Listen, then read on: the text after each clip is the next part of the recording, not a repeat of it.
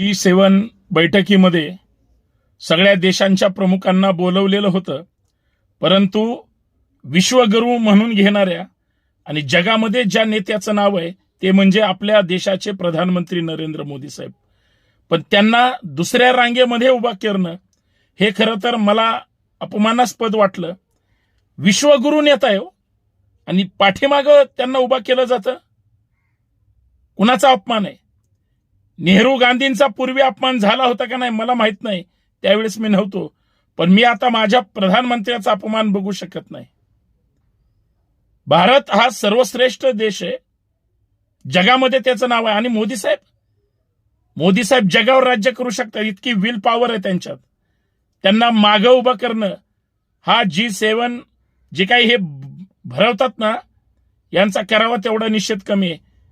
भारत हा सर्वश्रेष्ठ होता, आहे आणि भविष्यात सुद्धा राहणार.